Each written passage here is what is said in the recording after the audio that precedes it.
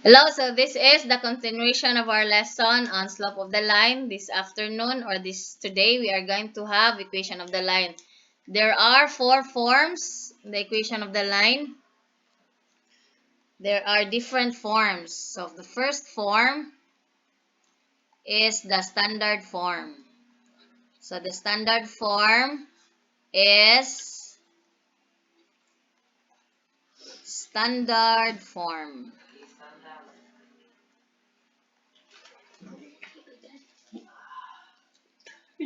Is ax plus by equals c, where a, b, and c are real numbers.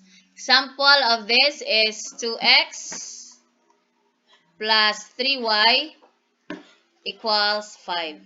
So this equation is written in standard form. Next form is the slope-intercept form.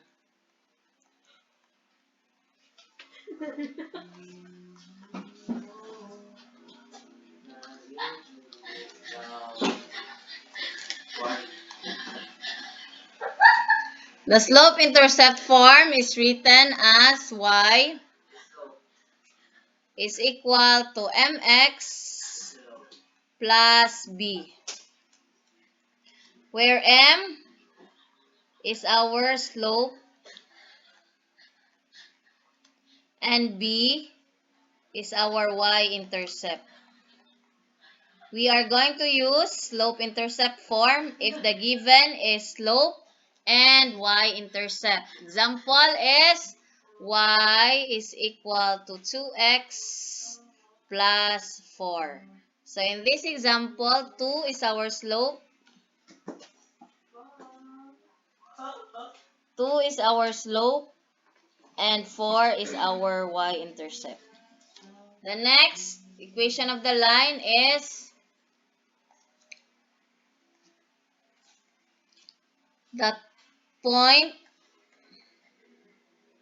slope form. So the point slope form is used when you are given a point and a slope. So how to write a point slope form? So you have y minus y sub 1 is equal to m times x minus x sub 1, where m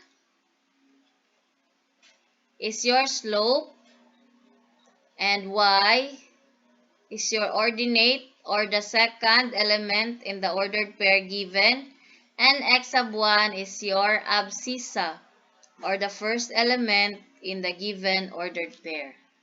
Then you have the third or the fourth form, which is the two-point form. The two-point form is used when you are given two forms. I mean 2 points. So how do you write a two-point form? So the equation is y minus y sub 1 is equal to y sub 1 minus y sub 2 over x sub 1 minus x sub 2 times x minus x sub 1. Our x sub 1 and y sub 1 refers to our first point, and our x sub 2 and y sub 2 refers to the coordinate of our second point. So I will give you example in the next video.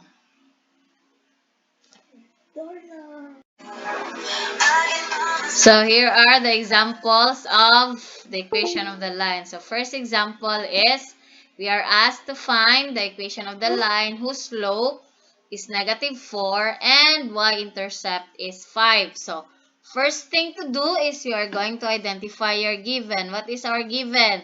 So you have negative 4, which is our slope. Remember, slope is represented by letter M.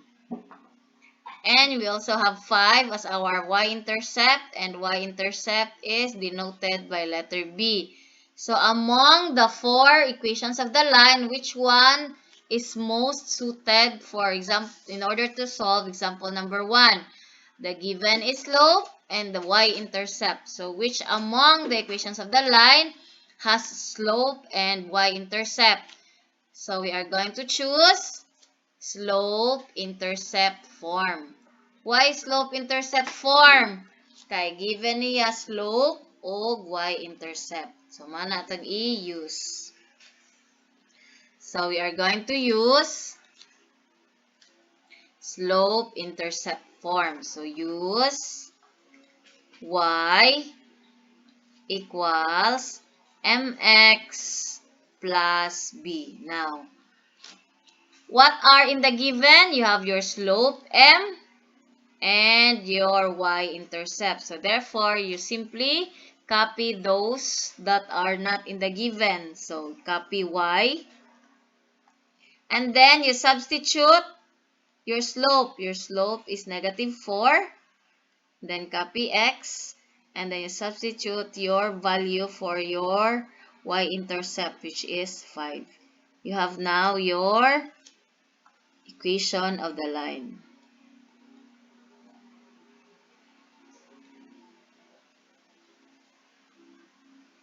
Y equals negative 4x plus 5. Another example, example number 2.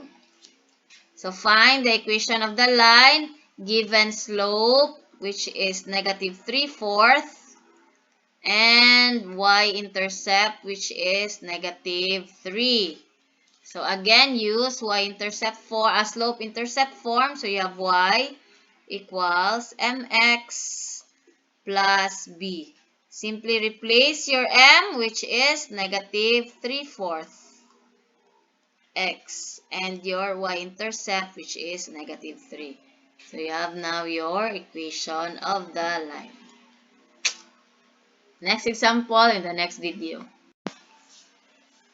For our example number 3, we are asked to find the equation of the line whose slope is 5 and passes through 4, 3. Now, our given here is 5. 5 is our slope, which is denoted by the letter M. How about 4, 3? What is 4, 3? 4, 3 is the coordinate of a point. So, therefore, this is our point 1. If this is our point 1, our abscissa or the first number in the coordinate is our x sub 1. And our y or the second number is our y sub 1. So, which of the following four equations of the line na ay slope, unya na ay x sub 1, unya na ay y sub 1? Is it the slope-intercept form? Is it point-slope form? Is it the two-point form? Or is it the standard form? Now, go back sa given. Ang given kay slope, unya usa ka point. Asa man diha ang naay usa ka slope o usa ka point? No? So, we simply use the point-slope form. So, unsa man ang point-slope form? So, we use the point-slope form. So, we use y minus y sub 1 is equal to m times x minus x sub 1. Now, ang pangutana, asa man diha ang atong ilisan? So, asa man diha atong pang-ilisan, B? So, ang atong pang-ilisan, sila ni y sub 1. Kinsa pa? Sila ni M. Kinsa pa gyud? You have C, X sub 1. Asa man ta mangita og ipuli ana nila adto ta mo tan-aw sa given. So you have your M, you have your M, you have your X sub 1 and Y sub 1. So you simply copy and then you substitute. Kanang walay gisirkulan mao na imong i-copy. So let us have y minus, what is our y sub 1? So, ato ta sa point, y sub 1 is 3 equals m. What is our m? Our m is our slope, which is 5. And then, our x. So, we simply copy. And then, our x sub 1 goes sa point, lubok sa point. Our x sub 1 is 4. And then, you simplify. You have y minus 3 is equal to, you distribute 5. So, you have 5 times x, that is 5x. And then 5 times negative 4, that is negative 20. So that we can write a slope-intercept form, we transpose our negative 3. When we transpose, we change the sign to the other side. So, ang nabilin, we have y is equal to 5x minus 20. Negative 3 becomes positive 3. And then what are we going to do? We simplify. So, ang mabilin, you have y is equal to 5x.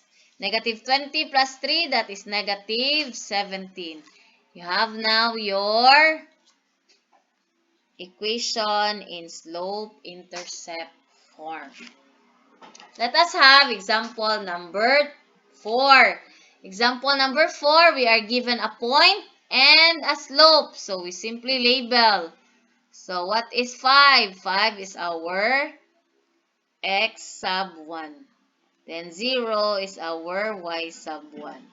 So, we have y minus y sub 1 is equal to m times x minus x sub 1. We use the point slope form. Kaya ang given is a point and a slope. So, kung ang given gani point of slope, you use point slope form. And then you simply substitute. You have y minus y sub 1 is 0 is equal to m is negative 3.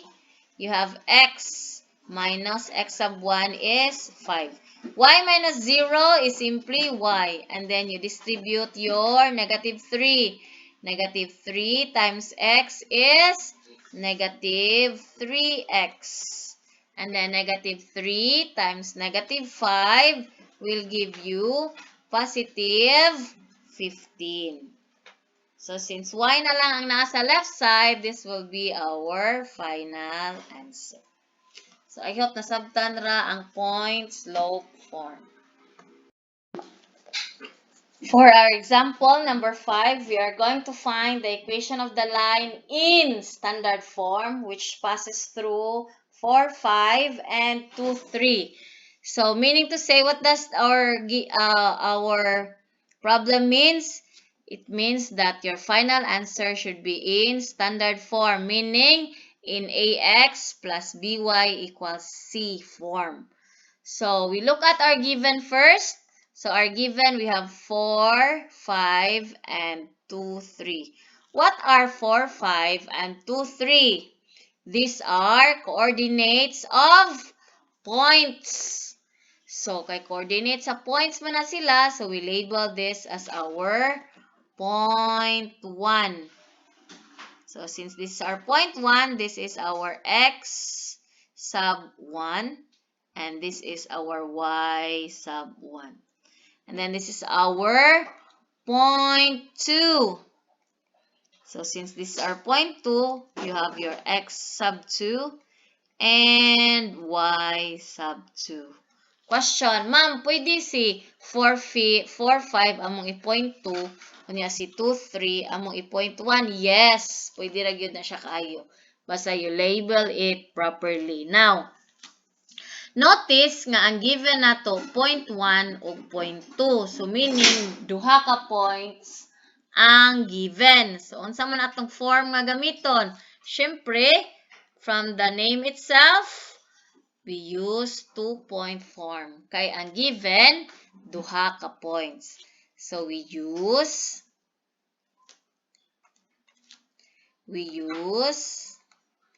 y minus y sub 1 is equal to y sub 1 minus y sub 2 over x sub 1 minus x sub 2 times x minus x sub 1. So, unsa man atong ilisan ani? Unsa nga mga variables atong ilisan? So, we ilis y sub 1. We also substitute y sub 2 and x sub 2 and x sub 1. And we also substitute x sub 1.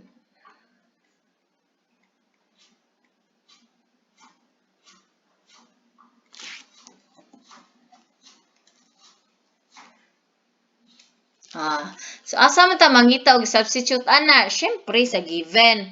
So, again, we copy katong walay mga circle. So, let us start. So, y, we copy y minus y sub 1 is, tara, asa man si y sub 1? Ay, nasayop ko dali dapita class. This is the I. Sorry, this is y sub 1. Kay 0.1 man di I.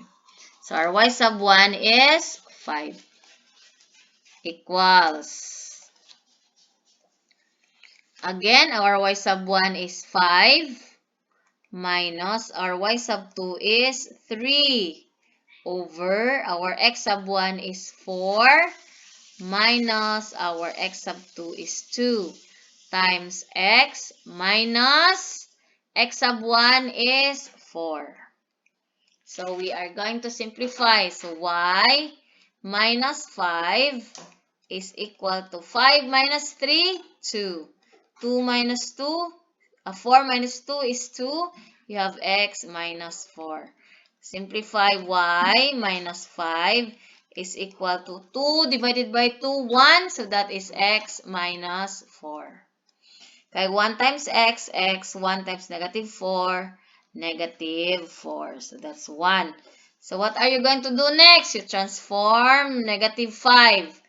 Are we going to transpose negative 5? Yes, we transpose negative 5 to the other side. What else ang atong i-transpose para maka-answer ta in standard form? So, ato i-transpose si x to where? To the left side before y. So, unsaon ang napagsuwat? Si x mahimong negative. So, negative x plus y is equal to negative 4 plus 5.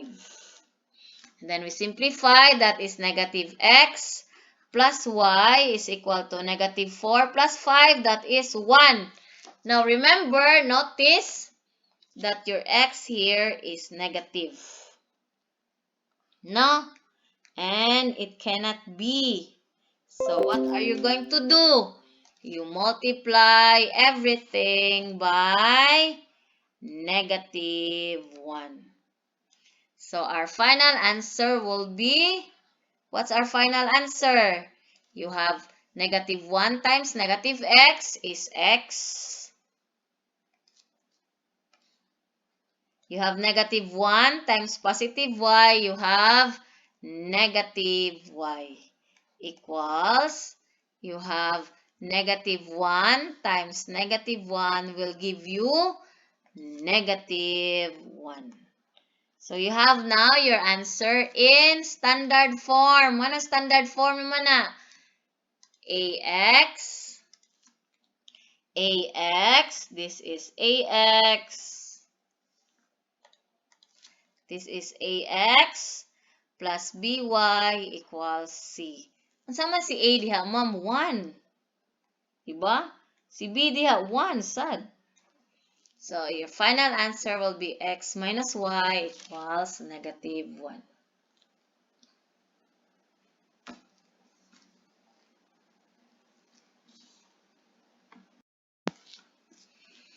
Okay, so our next example is write the equation of the line that passes through negative 1, 0, and 3, 4. Now, what have you noticed with the example or the problem? Wala na gibutang no, nga write in standard form. So, kay wala naman gibutang, so we can write our final answer into slope-intercept form. Y equals mx plus b form. So, first, we look at our givens. Our given is negative 1, 0, and 3, 4. So, they are points. How many points? Duha. So, we label our points. So, this is our point 1. So, of course, this is x sub 1. And this is y sub 1. This is our point 2. So, this is our x sub 2. And y sub 2. Again, we use the 2-point form. So we copy y minus y sub 1 is equal to y sub 1 minus y sub 2 is equal to x sub 1 minus x sub 2 times x minus x sub 1. So we simply substitute. So we have y minus y sub 1 is 0 equals y sub 1 0 minus y sub 2 4 over x sub 1 negative 1 minus x sub 2 3 times x minus x sub 1 is negative 1. So next, what are you going to do? Simply, we simplify. So we have y minus 0, y is equal to 0 minus 4, that is negative 4. Negative 1 times negative 3 is also negative 4. You have x, you have negative times negative, this becomes positive. So you have x plus 1. So you have y is equal to negative 4 times negative 4 is 1. So you have x plus 1. This is now our final answer. So I hope you understand.